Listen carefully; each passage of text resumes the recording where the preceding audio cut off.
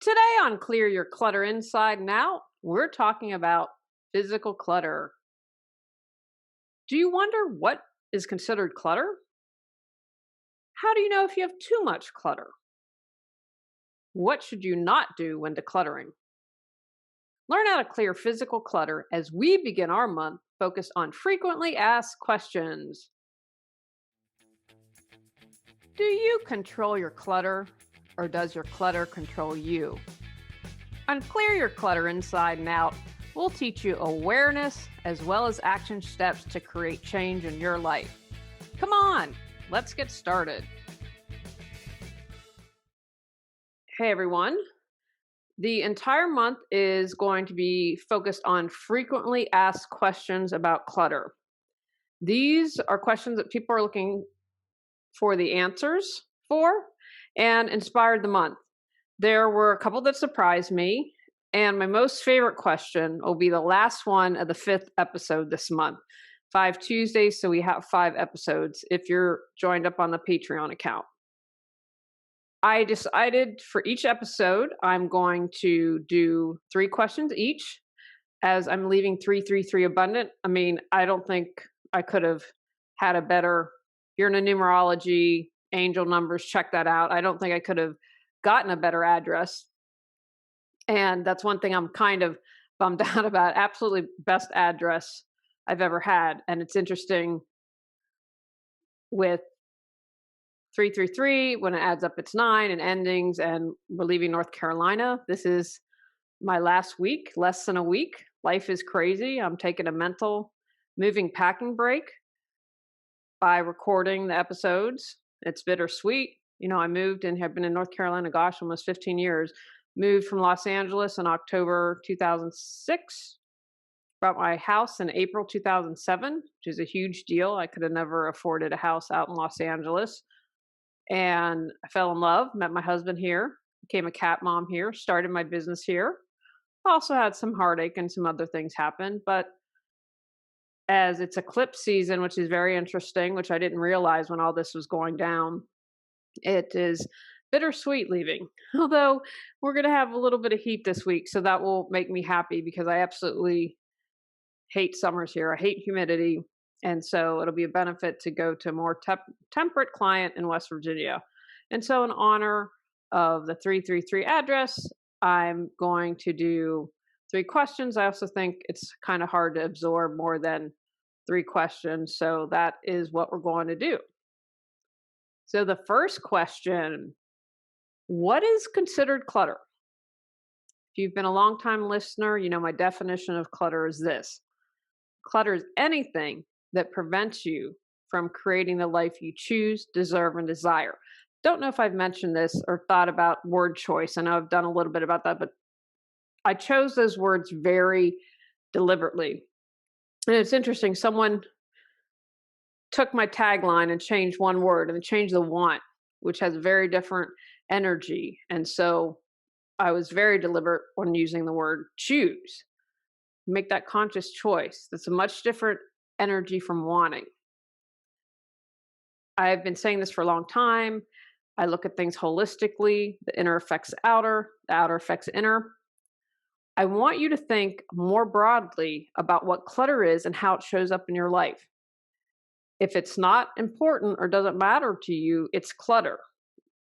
This year, past year, being with my mother has really showed up what's most important. My family, I've always said, my family is what's most important, and I put my money where my mouth is.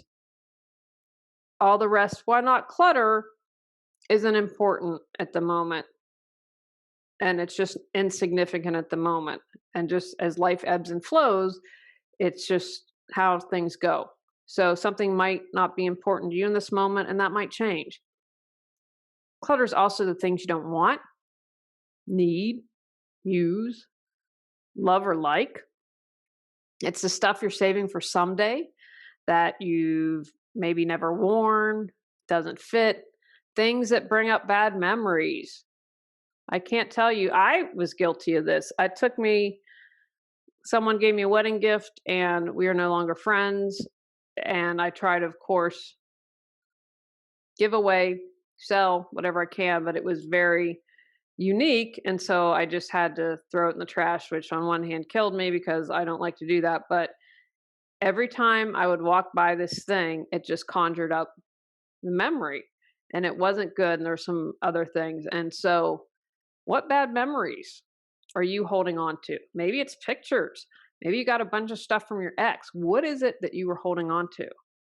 Really take the time to think about what clutter you have in your life. Now, again, today we're going to focus on physical clutter. However, I want you to be aware of all the other clutter and how it's affecting you. For example, if you are jealous of someone, then one way that might show up is buying, buying, buying, and that creates clutter. Or you're trying to keep up with the Joneses, or you are trying to feel better about yourself. And so it's thinking about all those things. How is the physical clutter showing up and what's behind it? Awareness plus action equals change. The big step is becoming aware and then taking action for it. So if you understand more of the why behind your physical clutter, then you are going to be able to release it a lot more easily. And remember, it's individual. What is clutter to you might not be clutter to me. And if you're using it, it's not clutter. I think of that person that I used to work with who had a ton of crystals. I'm not exaggerating. However, she used them all. And so it wasn't cluttered. And the space, you could feel the space didn't feel cluttered. Now, you could have had someone who had less stuff, but if it's not being used, they don't really need it, there's a negative attachment, you're going to feel that in the space. So take some time contemplating that. I'm also a huge fan of writing stuff down. It's why I created the journals, because you can get to pen and paper or electronically to think about things and then write it down. It makes it easier for you to take action. Every extra step, especially if you have clutter and overwhelm, helps set you up for success. I was just asked this morning in an interview. So after you've contemplated where you'd like to change, here are some starting questions to think about. And again, the journals were really important to me because I wanted to give a starting off point for people to think about stuff. You're just overwhelmed. Okay, well, here's some questions to get you started, and then you can take it from there. So if you're contemplating, where do I need to start? Or I have physical clutter, I'm completely overwhelmed. Where are you frustrated? Or with your physical clutter, what frustrates you in your home or tires you out? That tire you out that there's a pile on the living room table that never seems to go away? What makes you feel sad, depressed, or drained when you look at it? Is there something that's absolutely driving you crazy? If you ask these questions, then it's easier for you to discern what matters and what doesn't. Question number 2. How do you know if you have too much clutter? Really is individual. Like, there's no one best way to declutter your home. There is no set amount on clutter. There's no one set rule. I mentioned a moment ago about the crystals. That former teacher used them all, and so it wasn't clutter. What I'm going to suggest you do is figure out what's your comfort level. Although they're packed up, everything is packed up. I probably have, I study the plant medicine and I'm finishing up all my coursework. That's my big goal before the end of the year. I probably have 20 plant teas. Now, to someone who doesn't drink tea or isn't studying plant medicine, that's going to probably seem excessive and would be clutter to some people. But I'm studying, I'm using, I'm learning. And so then it's not clutter. And again, remember the energy behind everything. It's not going to feel like clutter.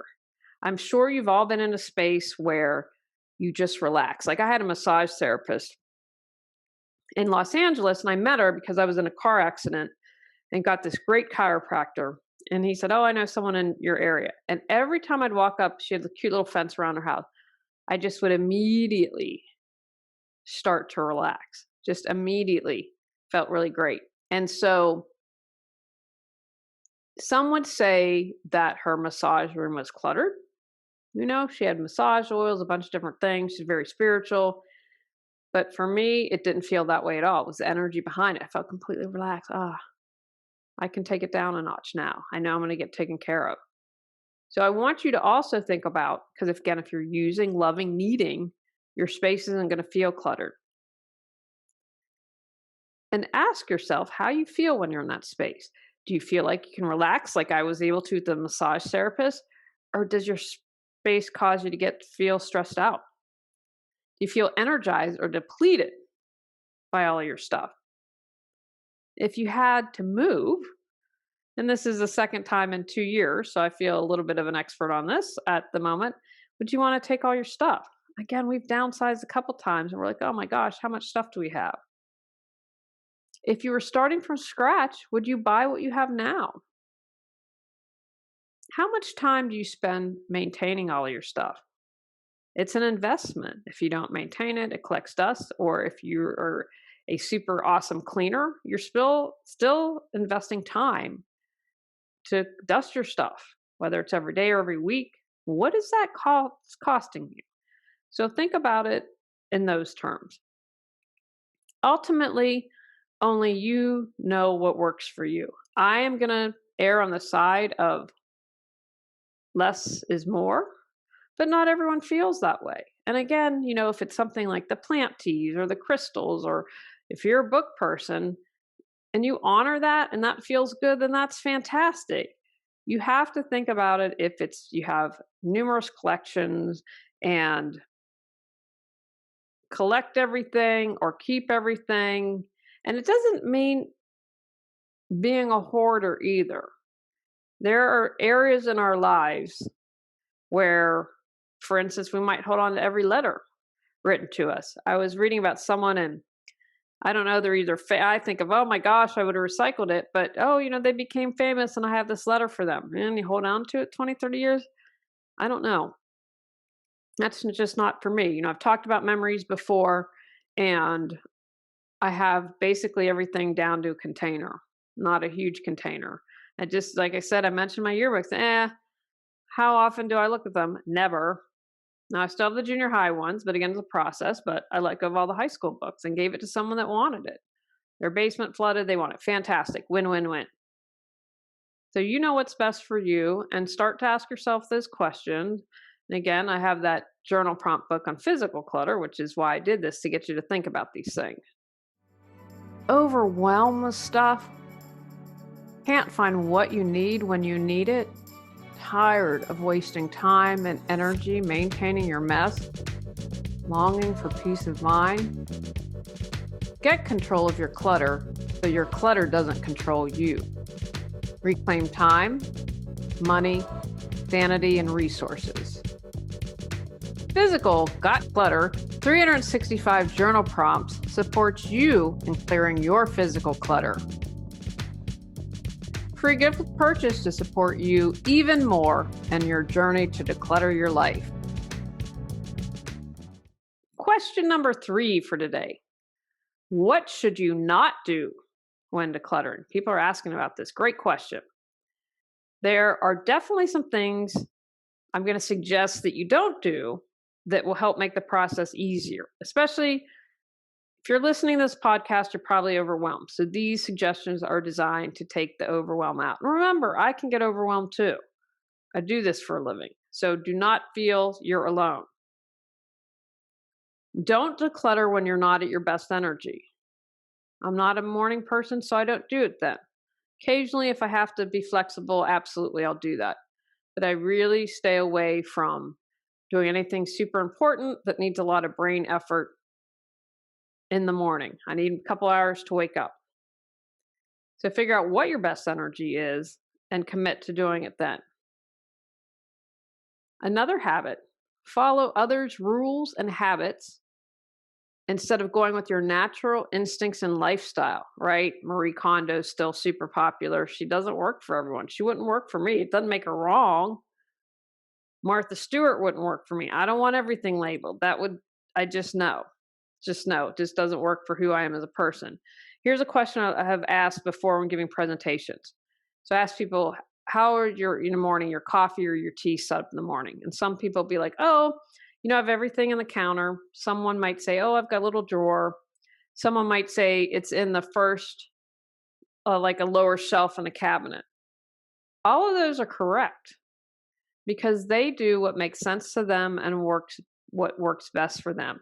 So make sure that you're doing what works for you. Don't get caught up in your best friend, what she does, or the latest and greatest. That's just going to ultimately, it won't work because you'll go back to your habits. And so make sure you're doing what is best for you. Another no, don't do it when you're not in the right frame of mind. My mom's dying. We are going to need to go through her stuff. I'm not doing it right after she dies. It's not the time and place. I will need to grieve. I have started the grieving process because she hasn't been my mom for about a year. She's not, there are definitely my mom's there and there are moments, but not being able to communicate, not the active, social, fun loving. Some of that's gone now. And so I've been grieving for a while, but I'm not going to be like, oh, yeah, let's clean up mom's stuff. We'll take some time. And when my dad asks for help, I will be there. But I'm not going to do it when I'm grieving. It is not a priority, and I wouldn't be in the right frame of mind. Now, it doesn't have to be grief. Maybe you're super busy at work. My husband has these periods where he does these, upgrades, updates, and he'll know it. And so that week he works a crazy schedule, like way too many hours, like enough for HR to say, what's going on? Or beep, beep, beep, you're logging in too many hours. Well, it needs to get done. I wouldn't ask him to do anything then. If you have a lot of stress in your life, we knew before we were moving, decluttered. I decluttered. Actually, I'd started decluttered. I'd forgotten this because when all the solar went down, moved in May to September, all that crap happened. And that January, so January 2020, I was like, let's do another round. So when it came time to move and everything we're doing, and because I'd go up and visit my mother once a month, I'd take a load up. Well, we might as well, let's make it easier. We'll know tomorrow. We got the shipping containers and got a couple people helping, and we'll see how much we can get in. Another thing that can get you stuck, not remembering what is important. If it's not important, it's easy for you to release. But if you don't know what's important, that makes it harder. That's when the indecisiveness comes in. That's when it can be more challenging. And so if you get really clear on what matters most, it makes releasing much more easy. Now, one thing that comes up again and again, and that I always say to clients, trust you'll get what you need when you need it, because I might need it someday. That seems to come up a lot for people. So if you can get into the habit of trusting, maybe I can borrow it. Maybe I can rent it. My neighbor might have it. Instead of worrying, and that's again putting you in mental clutter and worrying and stress, trust you'll get what you need when you need it. Another mistake, I believe, is not visualizing what you want your space to be. I like visualizing, one, because if cluttering is messy, you get dirty. If you visualize, one, that can help keep you going. Like, oh my gosh, I can completely see this space and how awesome it's going to be. And then also, in addition to motivating you, it again goes back to, well, if this space is for X, then what needs to go in here? And that makes the decision a little bit easier and makes you decide, oh, this is what's important. So think about it. Do you want your environment to be creative, relaxing, entertaining? That's going to help you determine what to let go and what to put in there. And then you can say, oh, this is for entertaining. So all these jackets and stuff that I keep throwing in the living room, they've got to get out. I've got to create, maybe I'll get not a coat hanger, a coat rack, a coat tree that will easily declutter and keep it out of my space where I want to entertain. No preparation.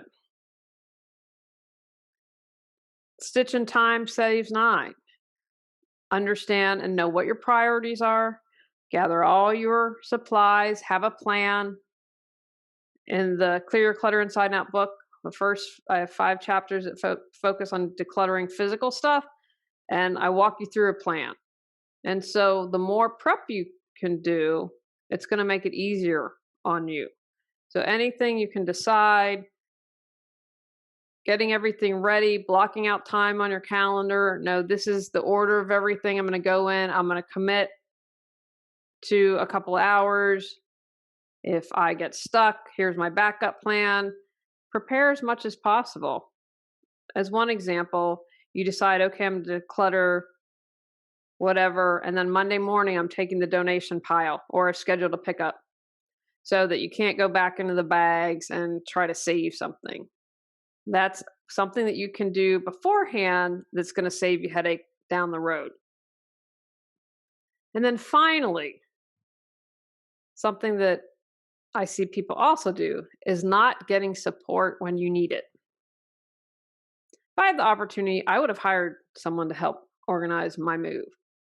Can I do it? Absolutely. But the extra help would have been worth it. There is just no one that I knew, and I didn't have a strong enough relationship, and I don't know you, and I just don't trust that. And so because of that, I was like, oh, it's easier to do on my own. However, we have hired someone to come and help us. We're going to start loading tomorrow. So our friend and his teenage son, and I found this other guy who's also going to haul the couch off. I tried, it's a nice couch. I can't believe no one wanted it. I had it for $25. And so his thing is he doesn't want it in the landfill. So if you can sell it, all good. If you can donate it to someone, all good. It's a win-win in my situation. So in different areas, I have to get support. When we get our containers unloaded, we're going to hire someone to move it out. It was important for me to get support, not just physically. I mean, definitely we need the physical help. My husband's very independent and strong guy, and he said to me this morning, oh yeah, my dad said, I'm going to hire some guys to help you unload when you get settled. And he's like, yeah, I'm taking your dad up on that. Because it's a lot. It's a lot physically, and he's got to work this week. And so anything that I could do for the support to help make it easier. And so if you need help, first of all, there's no shame. There are people like me that do this for a living. So whatever it is that you need support in, maybe it's someone, I've gone in and just done one session, gotten people started, like, okay, it's kind of my block's gone. I can take it from here. Fantastic.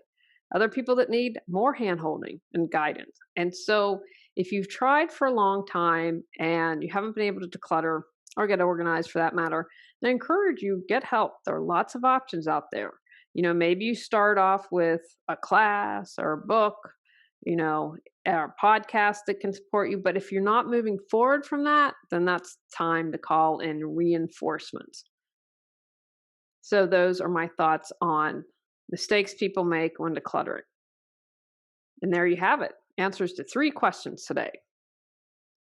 Take actions from today's podcast. Realize what you consider clutter. Understand what is too much physical clutter for you.